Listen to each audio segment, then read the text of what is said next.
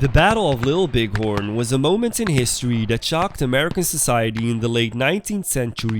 How could a superior military power be completely decimated by Native Americans with bows and arrows? That was what the Americans at that time couldn't believe. But the real story goes much deeper than that. The first Native American tribes such as the Cheyenne, Crow, Kiowa, and Arapaho arrived at the Black Hills in modern-day South Dakota and Wyoming in 1500 AD. In the late 1700s, the Lakota, aka the Sioux, came over from Minnesota and drove other tribes west as they claimed the area known as the Black Hills. They came into contact with Europeans and Americans over the years who were trading for furs in the region. The Lakota were a main supply of furs in the region and showed the white man how to trap. Eventually, the fur traders got better at trapping and they didn't need the Lakota for furs anymore. The white man continued to encroach on Lakota territory, and eventually the Treaty of Fort Laramie was signed in 1868. The treaty established the Great Sioux Reservation. The borders of the reservation ended at the entire western border of South Dakota and at the northern Dakota border and Nebraska border all the way to the Missouri River. Areas extended into present-day Nebraska and partly over the Missouri River. The treaty gave authority to the US government to decide the laws on the land. White men and Indians were both punished if they broke the law on the reservation. They would be charged through the US, not through tribal courts. The law also forbade all white men except US officials to trespass on Indian reservations. The treaty was signed by 156 Sioux and 25 Arapaho by the chiefs and prominent members. But peace did not last long, after rumors of gold being in the Black Hills led to miners and settlers creeping closer to the Sioux land. As a result of this, Cheyenne and Lakota started taking land to the west from smaller Indian tribes who were aligned with American settlers. The Crow tribe, who had a treaty in the area and put up resistance to the Lakota, called for military actions from the US against Indian intruders. The Lakota continued to raid Crow and Araki tribes. In 1874, the US sent the 7th Cavalry Regiment on an expedition into the Black Hills, led by Lieutenant Colonel George Armstrong Custer. They set off for modern-day Bismarck, North Dakota, which was Fort Abraham Lincoln, into the Lakota territory.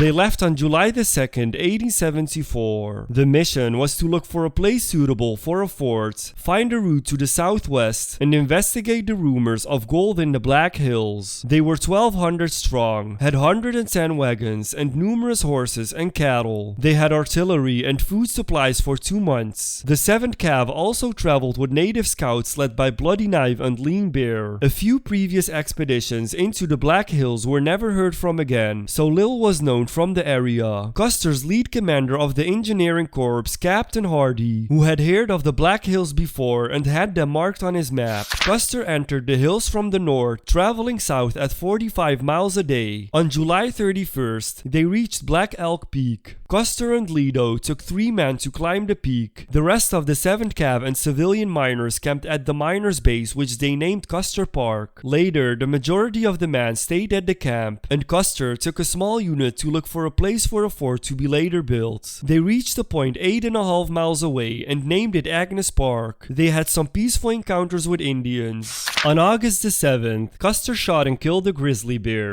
Till his death, he said that this was his greatest achievement ever as a hunter. While Custer was off naming peaks and killing grizzly bears, the civilian miners were at camp prospecting for gold in the area. It is unknown how much gold really was found, but a diary from William McKay reads, "In the evening, I took a pan, pick and shovel. I went out prospecting. The first panful was taken from gravel and sand from the creek bed, and on washing, was found to contain from 1.5 to 2 cents, which was the first gold found in the Black Hills." On August 1st, we tested the soil at French Creek, and it was estimated a miner could make $150 per day mining in the Black Hills. Custer's regiment returned to Fort Abraham Lincoln on August 30th. The amount of gold found was unknown, but the fact that gold was found triggered a gold rush to the area. This violated the Fort Laramie Treaty, and eventually, thousands of miners flooded the Black Hills. The army struggled to keep the miners out. In 1875, Sioux delegations headed to Washington, D.C. to persuade President Ulysses S. Grant to honor the existing treaties and stop the flow of miners into their territory. They met with the Secretary of the Interior and the Commissioner of Indian Affairs. The U.S. leader offered $25,000 for the land and wanted them to relocate to Indian Territory in present-day Oklahoma. They refused. Although the chiefs were unsuccessful in D.C., they didn't join Crazy Horse and Sitting Bull in the warfare that later followed.